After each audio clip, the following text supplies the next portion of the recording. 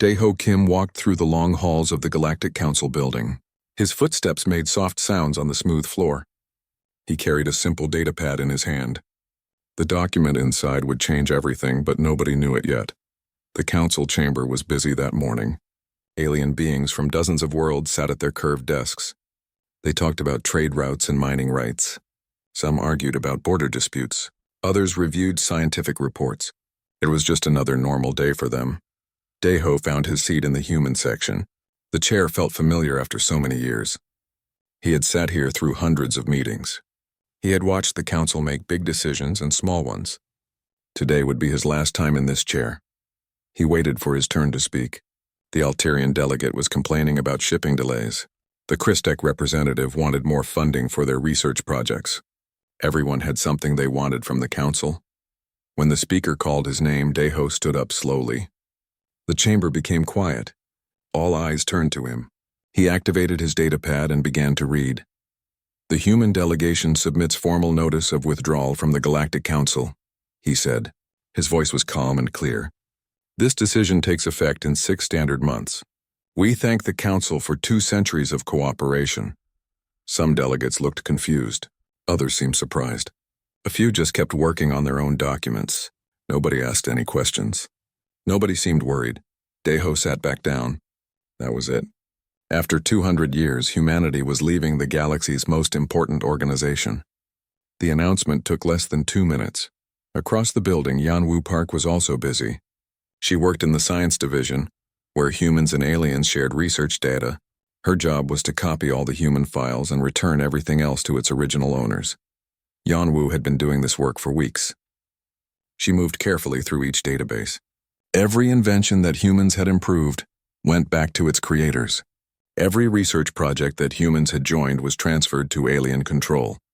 She kept only the work that humans had done completely on their own.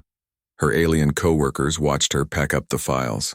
They seemed curious but not concerned. Dr. Thren, a tall Volcari scientist, asked if she needed help. No, thank you, Yanwu said with a smile. I just want to make sure everything is organized properly. Dr. Thren nodded and went back to his work. He did not know that Yanwu was taking away some of the most important research in the galaxy. The humans had been part of almost every major breakthrough in the past 50 years. Meanwhile, Jin-A Lee was conducting exit interviews. She met with representatives from each major species. They all asked the same question. Why were humans leaving? Jin-A gave the same answer every time. We have some differences with the Council about how to approach galactic citizenship, she said. We think it's better if we pursue our own path. The aliens seemed to accept this explanation. They knew humans could be difficult sometimes. Humans always asked too many questions. They worried about problems that might never happen. They suggested changes to systems that worked fine already. Most council members thought humans were just being dramatic. Maybe they were upset about some vote that did not go their way. Maybe they wanted more representation or better trade deals. Whatever the problem was, the aliens assumed humans would come back eventually. On the planet Nexus Prime, Taemin Choi was shutting down the largest human operation in the sector. The space station orbited a busy trade world. Ships from 100 different species came here to buy and sell goods. Taemin had helped build this station from nothing. When he first arrived, Nexus Prime was just a small outpost. Now it was the most important trade hub in 3 sectors. The station processed millions of tons of cargo every day. He walked through the control rooms one last time. Everything was running perfectly. The computers tracked every ship. The automated systems sorted cargo by destination. The security scanners checked for dangerous materials. His replacement was an Alterian named Kexval. Taemin spent 3 days showing him how everything worked. Kexval was smart and experienced. He asked good questions and took careful notes. The systems seem very complex, Kexval said as they finished the tour. They are, Taemin agreed. But the computers handle most of it. Just follow the procedures and everything should work fine. Kexval nodded confidently. He had run smaller stations before. How different could this one be? Taemin packed his few personal items into a small bag. He shook hands with Kexval and wished him luck. Then he walked to the docking bay where the last human transport ship was waiting. The ship was not very big, but it was packed with humans leaving the station. Scientists, engineers, doctors, teachers, merchants, they were all going home. Some looked sad to leave. Others seemed excited about whatever came next. As the ship pulled away from the station, Tae-min looked out the window. Nexus Prime grew smaller and smaller, until it was just a bright dot among the stars. He did not feel sad or angry. He felt ready. All across the galaxy, similar scenes were happening. Human colonies were shutting down. Human workers were packing up and leaving. Human ships were heading back toward Earth and the other human worlds. They did not destroy anything. They did not take anything that did not belong to them. They did not make angry speeches or demand apologies. They just left quietly and efficiently. Most aliens barely noticed. Humans had always been quiet workers. They did their jobs without complaining. They helped solve problems without asking for credit. When they left, it seemed like just another personnel change. Some alien supervisors were even relieved. Humans could be frustrating to work with. They always wanted to change things. They asked questions about everything. They worried about details that seemed unimportant. Now the aliens could run things their own way. They could follow the proper procedures without humans, suggesting improvements. They could focus on their assigned tasks without humans asking about what-if scenarios. As the human ships jumped into hyperspace, carrying their people home, the galaxy continued its normal business. Trade flowed along established routes. Research projects continued on schedule. The council met and made decisions just like always. Nobody realized that something fundamental had changed. Nobody understood what humans had really been doing all those years. Nobody knew that the galaxy had just lost something it could not easily replace. The humans were gone, and everything seemed fine. But looks can be deceiving, and some problems take time to show themselves. 6 months had passed since the humans left. Counselor Veltar sat in his office looking at reports that made no sense. The numbers were wrong, but nobody could explain why. Veltar was good with numbers. He had been tracking galactic productivity for 30 years. He knew what normal looked like. These reports were not normal. 17 different sectors were showing drops in productivity. Some were small decreases, just 2 or 3%. Others were much bigger. The worst sector was down 15% compared to last year. Veltar called his data team together. The analysts spread charts and graphs across the meeting table. They pointed to different lines and tried to explain what was happening. Could be seasonal variation, said one analyst. Some years are just slower than others. Maybe it's the new trade regulations, suggested another. Companies are still adjusting to the changes. Veltar studied the charts more carefully. Something was bothering him about the pattern. All 17 problem sectors had something in common, but he could not figure out what it was. Then he remembered. These were the sectors where humans had lived and worked. The sectors with no humans were doing fine. The sectors with big human populations were struggling. He shared this observation with his team. They looked at the data again, but they were not convinced. Correlation does not mean causation, the lead analyst said. Just because humans lived there doesn't mean their leaving caused the problems. Veltar nodded, but he was not satisfied.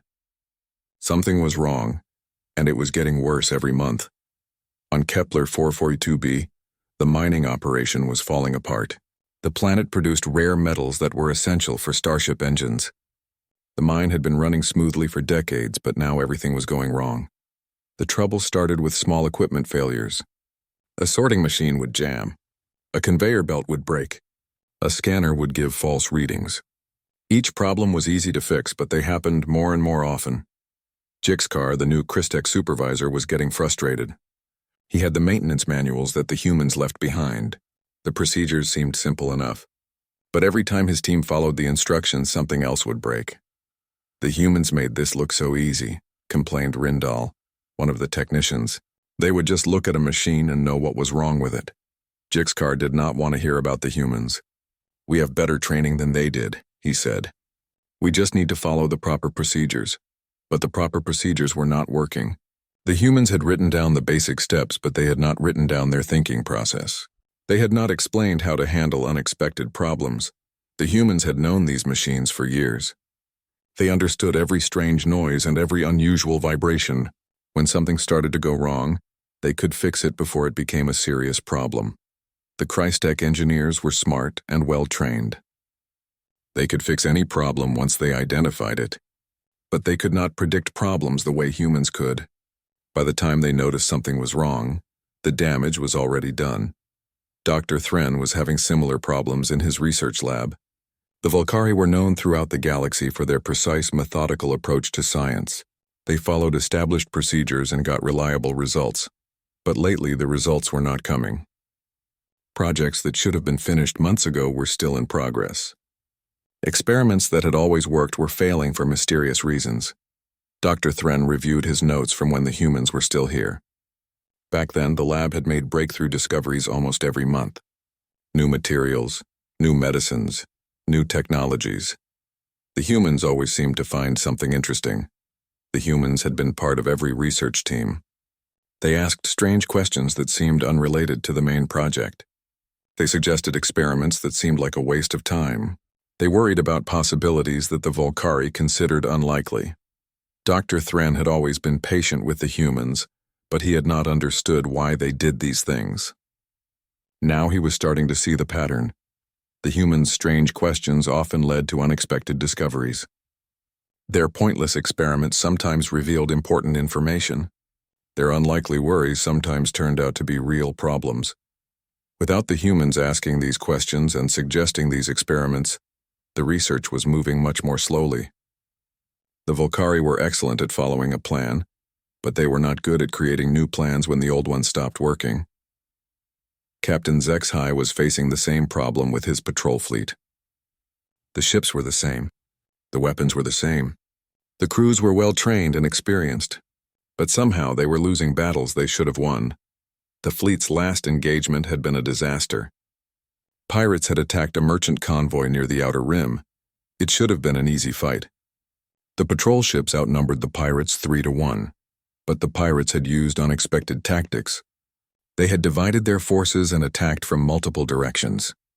They had used the asteroid field to hide their movements. They had retreated and regrouped several times before finally escaping.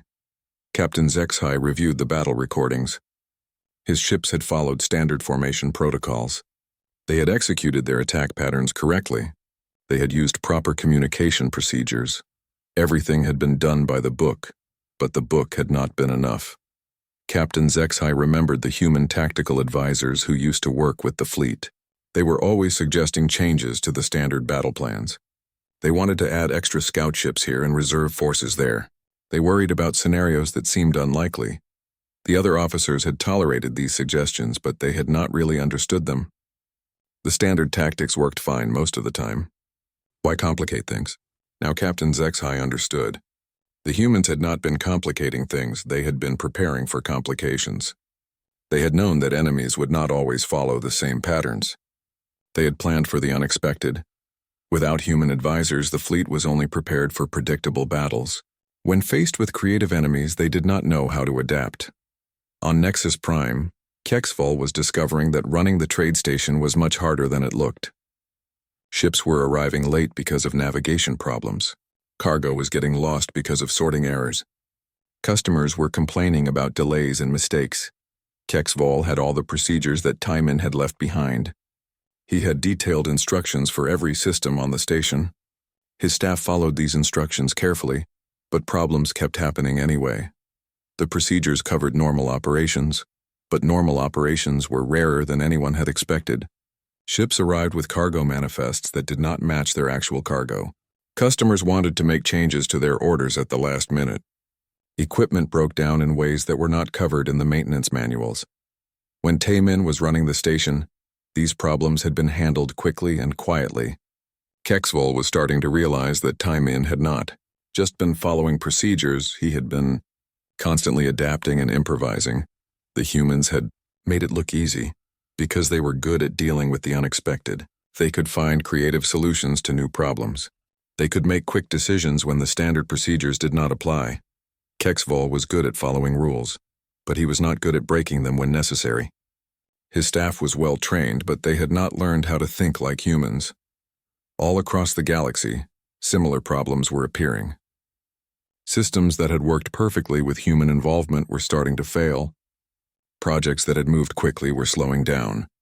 Organizations that had been efficient were becoming clumsy. The problems were small at first. A delayed shipment here, a failed experiment there, a lost battle somewhere else. Each individual problem seemed minor and temporary, but the problems were getting bigger and more frequent. The delays were turning into bottlenecks. The failures were turning into disasters. The losses were turning into defeats. Most aliens still did not understand what was happening. They blamed bad luck, equipment failures, or changing conditions. They did not connect the problems to the humans' departure. But a few beings like Counselor Veltar were starting to see the pattern. Something important had been lost when the humans left, something that could not be easily replaced. The galaxy was slowly discovering that humans had been doing much more than anyone realized. They had not just been workers and researchers and advisors. They had been the ones who made everything else possible. Without humans to ask the right questions, find creative solutions, and prepare for the unexpected, the galaxy was becoming more fragile every day. The cracks were small now, but they were growing. 1 year after the humans left, disaster struck the Outer Rim colonies. It started on a small farming world called Kepler 438c. Workers began getting sick with strange symptoms: high fever, difficulty breathing, and a rash that spread quickly across their skin. The local medical teams had never seen anything like it. They followed standard disease protocols, but the sickness kept spreading. Within 2 weeks, half the colony was infected. Dr. Quintal, the head of Galactic Medical Services, received the emergency reports. She had dealt with outbreaks before, but this one seemed different. The disease was spreading too fast and the symptoms were too severe. She called together her best medical experts. The team included doctors from every major species in the galaxy. They studied the symptoms and ran tests on samples from the infected colonists. "It appears to be a mutated form of Rigelian fever," announced Dr. Saxwin, a Christech specialist. "We have effective treatments for the standard version." The team agreed and began shipping medicine to the affected colonies. But the standard treatments did not work. The disease continued to spread, jumping from world to world along the trade routes. Dr. Quintal was getting desperate when someone remembered the human medical protocols. A junior assistant found them in the archived files, buried under layers of bureaucratic documents. Dr. Hyun-Soo Nam had been the human representative on the medical council for 20 years. His files contained detailed plans for pandemic response. The other doctors had always thought his preparations were excessive. Dr. Nam had worried about diseases that might evolve and spread quickly. He had created protocols for quarantine, treatment, and prevention that went far beyond the standard procedures. He had even stockpiled medicines for diseases that did not exist yet. Dr. Quintal pulled up Dr. Nam's pandemic response plan. It was incredibly detailed and covered scenarios that seemed impossible. But as she read through it, she realized that Dr. Nam had predicted exactly what was happening now. The plan called for immediate quarantine of all affected systems. It recommended specific medicines that were not normally used for this type of disease. It outlined procedures for tracking the disease's spread and evolution. Dr. Quintal tried to implement the plan, but it was much harder than it looked. The protocols were not just instructions. They required constant adaptation based on new information. Dr. Nam had designed them to evolve. As the situation changed, the human approach was completely different from standard medical practice. Instead of following a fixed treatment plan, the humans constantly adjusted their response based on what they learned. They prepared for multiple possibilities and changed tactics when necessary. Without Dr. Nam and his team to guide the implementation, the protocols failed. The other doctors could follow the written instructions, but they could not think like humans. They could not adapt and improvise the way the plan required. The plague continued to spread. Entire colonies were evacuated. Trade routes were shut down. The Outer Rim fell into chaos as panic spread faster than the disease itself.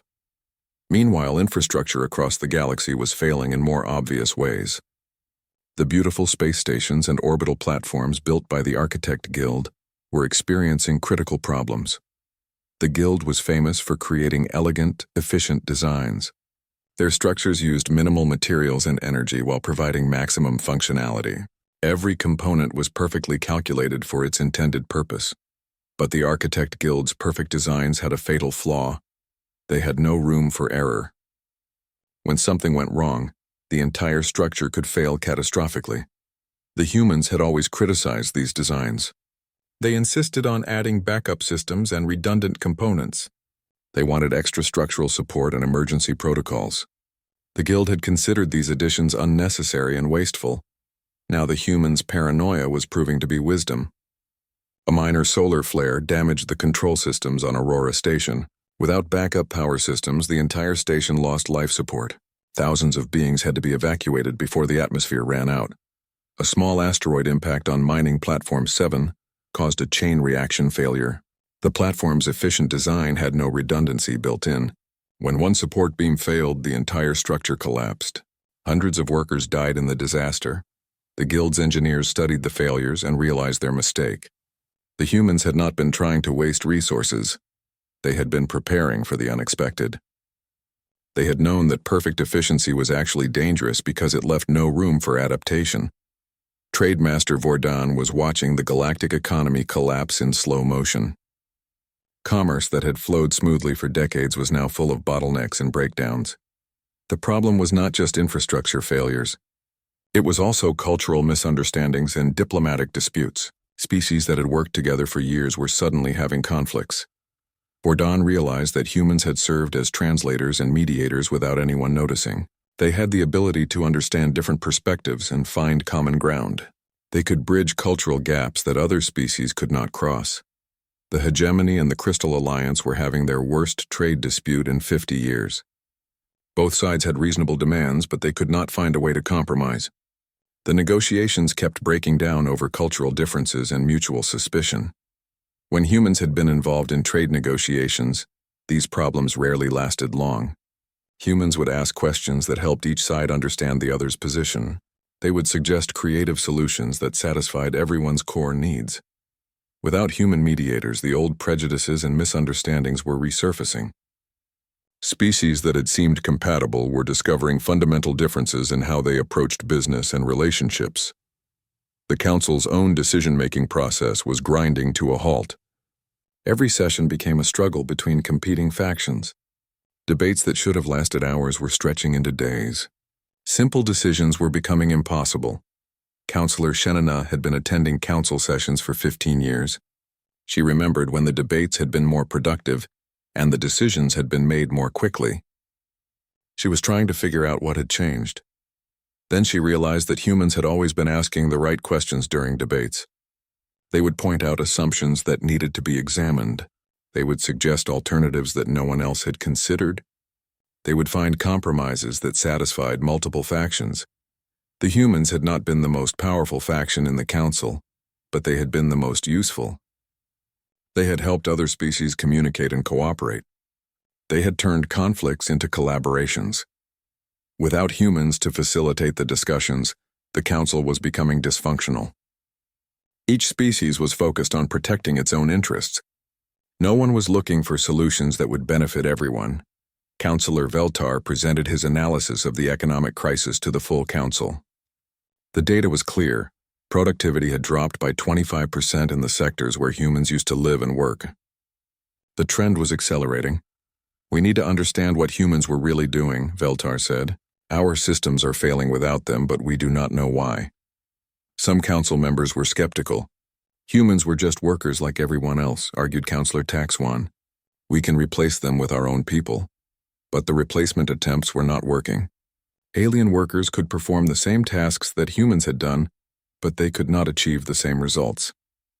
Something was missing, but no one could identify what it was. The Volcari had tried to replace human researchers with their own scientists. The Christek had assigned their best engineers to projects that humans used to manage. The Alterians had put their top administrators in charge of systems that humans had operated.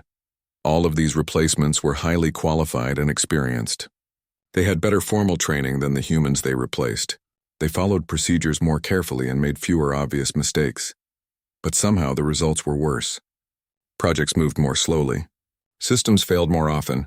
Problems that used to be solved quickly became ongoing crises. Dr. Thren was finally beginning to understand the difference.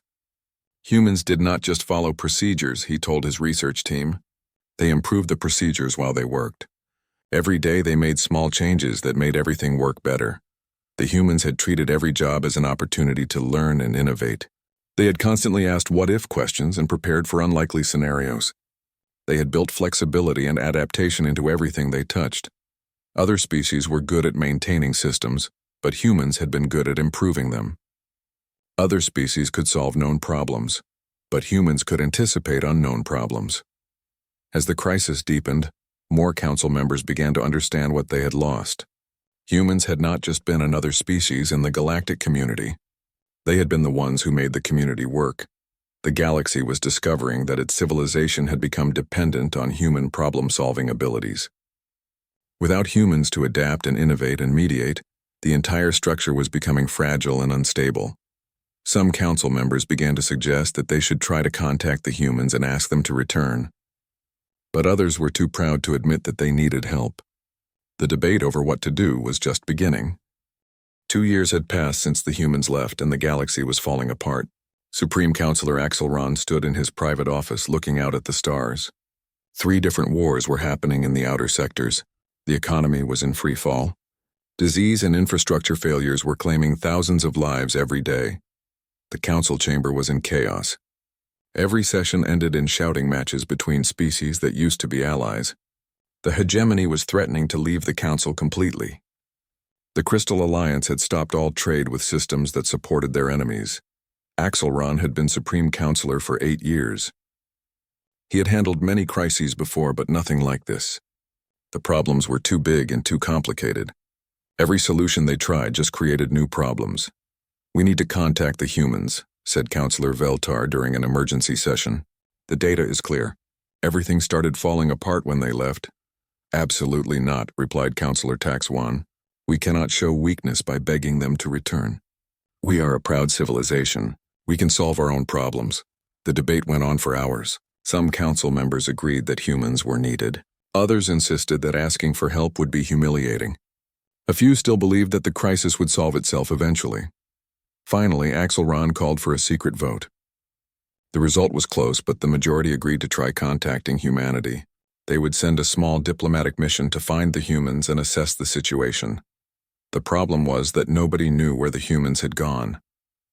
When they left the council, they had disconnected from all galactic communication networks.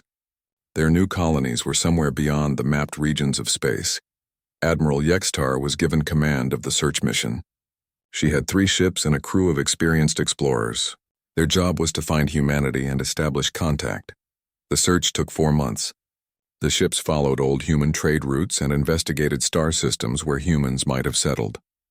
They found abandoned outposts and empty colonies, but no signs of current human activity. Finally, they detected energy signatures that matched human technology. The signatures were coming from a system that was not on any galactic star charts. When they arrived, they found something amazing. The humans had built a completely new type of space station. It was larger than anything in council space, but it looked different from all known designs. The structure seemed to grow and change as they watched. New sections appeared while others reconfigured themselves. Admiral Yextar sent a communication request. To her surprise, the humans responded immediately. They were invited to dock at the station and meet with human representatives. Ambassador Sunja Yoon met them at the docking bay. She was polite and friendly, but she seemed different somehow. She was more confident and relaxed than the humans that Admiral Yextar remembered from council meetings. "Welcome to New Horizon Station," Ambassador Sunja said. "We are pleased to see you, though we are curious about why you have come so far to find us."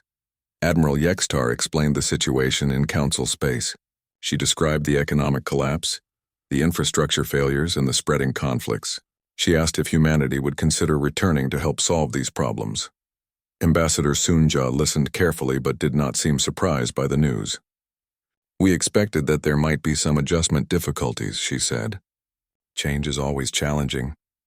"These are not just adjustment difficulties," Admiral Yextar said urgently. "Civilizations are collapsing. Billions of beings are suffering. We need your help." "What exactly do you think we can do?" asked Ambassador Sunja. "We are just one species among many. Surely the Council can handle its own problems." Admiral Yextar tried to explain how important humans had been to galactic civilization. She described how systems failed when humans left and how problems became unsolvable without human input. Ambassador Sunja seemed genuinely interested in this analysis. "That is fascinating," she said. "We never realized that our presence had such effects. We thought we were just doing our jobs like everyone else." The conversation continued for several hours, but it became clear that the humans were not interested in returning to Council space. They had found something better in their new home. Admiral Jae Sung-oh gave Admiral Yextar a tour of the station. What she saw was incredible. The humans had developed technologies that were decades ahead of anything in Council space. Their ships were faster, their computers were smarter, and their living spaces were more comfortable. "How did you advance so quickly?" Admiral Yextar asked. "When we left the Council, we were free to pursue new approaches," Admiral Jae-sung explained. "We could experiment without having to follow established procedures. We could take risks without getting approval from committees." Admiral Yextar realized that humans had been held back by their membership in the Council. The bureaucracy and regulations that kept Council civilization stable had also prevented humans from reaching their full potential. The humans showed her research facilities where they were developing new types of medicine and energy sources. They had art galleries full of creative works that combined human and alien influences in ways that the Council had never allowed. They had schools where children from different species learned together using teaching methods that broke all traditional educational rules. They had farms that produced food using techniques that combined the best ideas from dozens of different worlds. "We have learned more in 2 years of freedom than we learned in 20 years in the Council," said Dr. Sujin Oh, the head of their research division. "We are finally able to explore our full capabilities." Admiral Yextar met with the full Human Leadership Council. They were interested in maintaining friendly relations with the Council, but they were not willing to return to their old role. "We have discovered that our greatest contribution to galactic civilization is not to fix your problems," said Ambassador Sunja. "Our greatest contribution is to show what is possible when beings are free to innovate and explore." The human leaders offered to share some of their new technologies with the Council. They were willing to provide medical supplies for the plague outbreaks. They could offer technical advice for infrastructure problems, but they would not return to Council space permanently. They would not take responsibility for solving problems that the Council needed to learn to solve itself. Admiral Yextar made increasingly desperate offers. She promised permanent human representation on the Supreme Council. She offered exclusive trade rights and territorial concessions. She even suggested that humans could have veto power over Council decisions. The humans politely declined every offer. They had everything they needed in their new home. They had freedom to explore and create without restrictions. They had challenges that excited them and opportunities that fulfilled them. "What do you offer that would benefit humanity's development?" asked Ambassador Sunja. "What can the Council give us that we cannot create for ourselves?" Admiral Yextar could not answer that question. The humans had always been the ones giving assistance to other species. They had shared their innovations and solved other people's problems. The Council had never provided anything that humans specifically needed. The realization was humbling and painful. The Council had taken human contributions for granted. They had never considered what humans wanted or needed in return. They had assumed that humans were happy to serve without expecting anything back. Now the humans had found their own path to happiness and fulfillment. They had no reason to return to a role that had limited their potential and undervalued their contributions. The diplomatic mission returned to Council space with disappointing news. The humans were alive and thriving, but they would not return to save galactic civilization. The Council would have to find its own solutions to its problems. Supreme Counselor Axelron convened an emergency session to discuss the mission's findings. The mood in the chamber was grim. Some Council members were angry that humans had refused to help. Others were frightened about what would happen next. "We have 2 choices," Axelron announced. "We can continue to blame humans for our problems, or we can learn to solve problems the way humans did. We can become dependent on outside help, or we can develop our own capabilities." The debate that followed was unlike any in Council history. For the first time, the members focused on what they could do instead of what they could not do. They began to examine their own limitations and consider how to overcome them. It was the beginning of a new approach to galactic governance. The Council would have to learn to think and act more like humans. They would have to become more adaptable, more creative, and more willing to take risks. The humans had given them one final gift: the opportunity to grow beyond their limitations. Whether the Council could take advantage of that opportunity remained to be seen. 5 years had passed since the humans left the galaxy. The council chambers looked different now. The old formal seating arrangements had been replaced with flexible workspaces. Representatives moved around freely, forming small groups to discuss problems and solutions. Councillor Melsera stood at the center of the main chamber, leading a discussion about trade route security. She was using methods that would have seemed strange just a few years ago. Instead of following a fixed agenda, she encouraged representatives to ask unexpected questions and suggest creative solutions. "What if we used decoy cargo ships?" suggested a young Alterian delegate. "Pirates would waste time attacking empty vessels while the real cargo escapes." In the old days, such an unconventional idea would have been dismissed immediately. Now Melsera wrote it on the display board alongside a dozen other unusual suggestions. The council had learned to consider all possibilities before making decisions. The transformation had not been easy. After the failed diplomatic mission to humanity, the council had faced a choice. They could continue to struggle with problems they could not solve, or they could learn to think differently. Supreme Counselor Axel Ron had made the decision for them. "We will create new departments focused on adaptive problem-solving," he announced. "Every species will contribute their best people to learn the skills that humans used to provide." The Christic were the first to embrace the new approach. They established innovation centers in all their major cities. These centers encouraged scientists and engineers to ask questions that seemed irrelevant to their main projects. Dr. Thren led the effort to change how Christech researchers worked. "We must learn to think beyond our standard procedures," he told his teams. "We must be prepared for problems that do not exist yet." The new approach was difficult for Christech minds. They were trained to be precise and methodical. The idea of exploring random possibilities felt wasteful and inefficient. But gradually, they began to see results. A young researcher named Zixwell was studying asteroid mining techniques when she asked an apparently pointless question: what if asteroids could change their orbit on their own?